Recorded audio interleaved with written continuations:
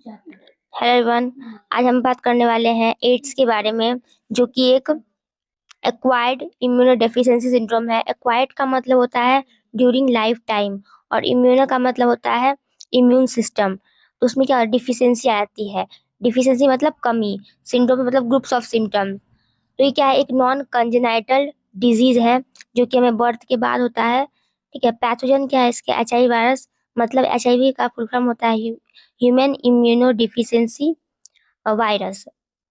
First case कहाँ reported हुआ था? 1981 में रिपोर्टेड हुआ था। अब तक में जो डेटा है वो last 25 year kill 25 million peoples in the world. दुनिया भर में 25 मिलियन से भी ज्यादा पीपल्स क्या हो चुके हैं, इस वायरस से मर चुके हैं। जो हमारे बॉडी के अंदर जो हमारी बीमारी कॉज करता है HIV वायरस, वो है रेट्रो वायरस। मतलब सिंगल स्टैंड RNA, जो कि जेनेटिक मटेरियल है हमारे बॉडी का, सिंगल स्टैंड RNA। तो यहाँ पे ये डायग्राम है जो कि आपके RNA का है, हमारा genetic material single stand RNA। यहाँ पे इसके इन्वेलप है। इसके जो है तो प्रोटीन, ये दो प्रोटीन कोट है इसके। ठीक है, प्रोटीन कोट जो कि अब ग्लाइकोप्रोटीन या ग्लाइकोलिपिड से बने होते हैं। यहाँ पे इसका न्यूक्लियस जिसके अंदर क्रोमोसोम है।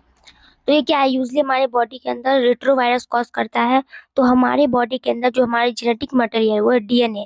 तो सबसे पहले क्या होता है, ये जो RNA है, ये जो RNA है, जो दो सिंगल स्ट्रैंड RNA मॉलिक्यूल्स है, ये क्या करते हैं, रिवर्स ट्रांसक्रिप्शन करते हैं एंजाइम, जिससे ये DNA के अंदर क्या फिट हो पाए। यहाँ पे सेंट्रल डोग्मा के बारे में बताया गया है कि DNA से जब DNA बनता है तो उसको रेप्लिकेशन बोलते हैं, और DNA से जब RNA बनता है तो ट्रांसक्रिप्शन बोलते हैं, और जब RNA से प्रोटीन बनता है, ठीक है, तो उसे बोलते हैं translation.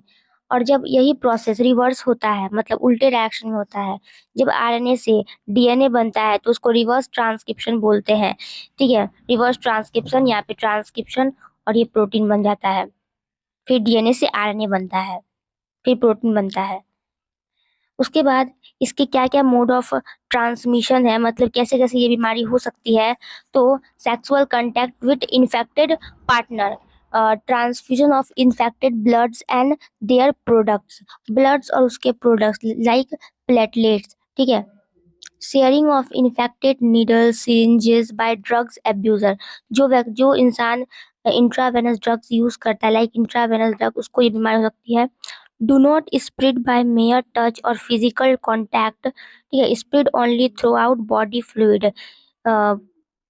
It should not be isolated from society. ऐसी बात नहीं है कि जिस इंसान को HIV हुआ है तो उसे हम क्या करें, सोसाइटी से बाहर निकाल दें। उसको क्या करें, उसको एक उसको हम अ, एक फिजिकली कांटेक्ट रख सकते हैं, लेकिन टच रख सकते हैं, लेकिन उसके हमारे बॉडी के अंदर फ्लूइड अगर गया तो उससे ये बीमारी कॉज हो सकती है। Peoples at high risk of HIV infection, जिसके क्या है, मल्टीपल सेक्स पार्टनर है। Children want to infected mother like placenta से क्रॉस हो सकता है।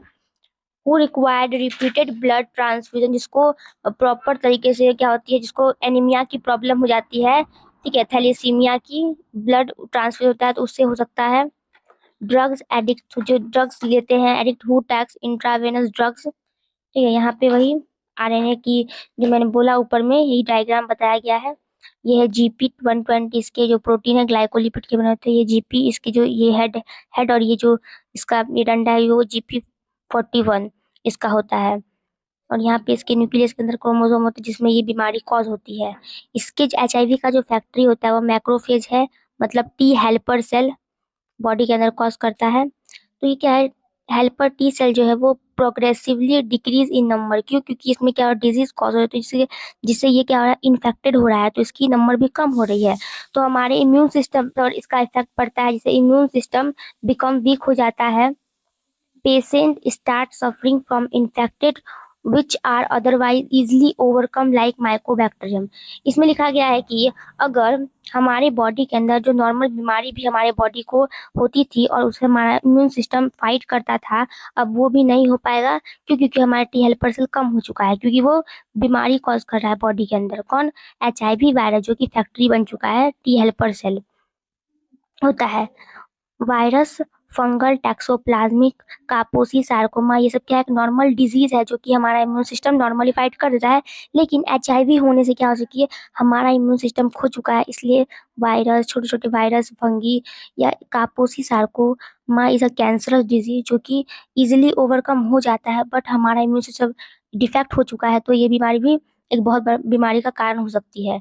डायग्नोसिस क्या है एड्स में, तो स्क्रीनिंग टेस्ट मतलब एलिजा, ठीक है, एंजाइम लिंक्ड इम्यून सॉर्बेंट एसे, इसका फुल फॉर्म होता है एलिसा का, जो कि स्क्रीन टेस्ट के लिए करते हैं, और कॉन्फर्मेटरी टेस्ट के लिए वेस्टर्न ब्लॉटिंग टेस्ट।